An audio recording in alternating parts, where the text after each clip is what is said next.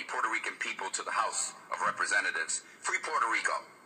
Free Puerto Rico so that she can solve the problem of her crushing debt without being handcuffed by Congress. Free Puerto Rico so that her hospitals can stay open for sick moms and dads and her schools stay open for children. Nobody should fear that their house will burn down because the firemen have not been paid. So far, the response to Puerto Rico's debt crisis from Washington, the only place that Puerto Rico is forced to rely on, has been very little. And greedy bondholders and hedge fund managers only care about Puerto Rico as a wager, a way to make money whether Puerto Rico sinks or swims. Right now, Puerto Rico needs serious, sustained attention from Washington to find a path forward such that Puerto Rico is neither absolved of her obligation nor mortally wounded by them. Because, Mr. Speaker, here is what it comes down to. When the U.S. Supreme Court said that Puerto Rico belongs to, but is not a part of, the United States, the responsibility to care for her and her people came along with that judgment. Congress must act responsibly for the fact that we expect Puerto Rico to pay its obligation, but we force her to play by a particular set of rules. Puerto Rico cannot declare bankruptcy because Congress passed a law saying that she could not.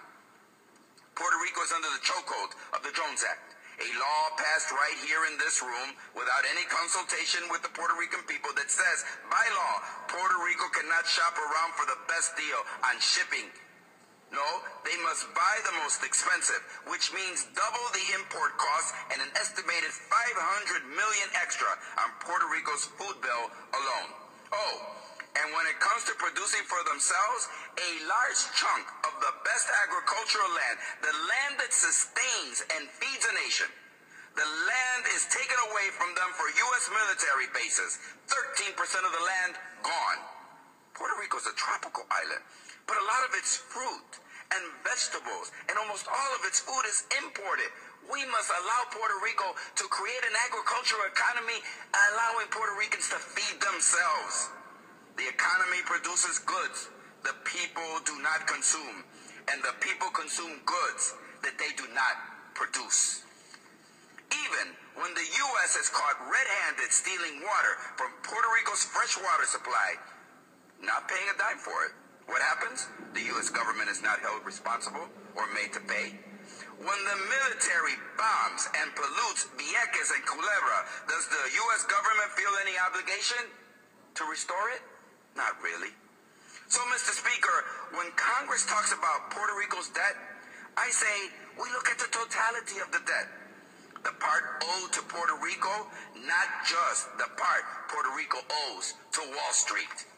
Every soldier she has sent to war, every time the U.S. has stepped in to override her courts and her government, these debts add up but are not accounted for.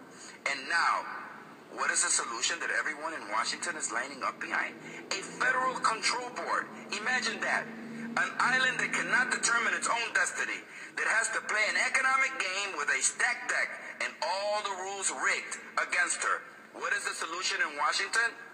Take away what little autonomy they have left. If Congress were smart, we would find a way to get out of the way. Free Puerto Rico's people to unleash their inherent hard-working character, spirit, and dedication. Free Puerto Ricans to work and toil and build and create. Free Puerto Rico so that she can build a sustainable economy that keeps her people at home in the land of their birth and their heritage. And we cannot get sidetracked by seeing Puerto Rico's economic health exclusively through the lens of food stamps and Medicaid and government programs and further dependency on Washington. We must make the conversation about jobs for Puerto Ricans, jobs that build the economy and the tax base and the self-sufficiency of the island. Mr. Speaker, Puerto Rico's problems were a long time in the making, but I have utter confidence in Puerto Ricans' ability to solve them if we in the Congress begin to listen to them, work with them, and recognize them as equal partners. We must free Puerto Rico so that the Puerto Rican people can free themselves.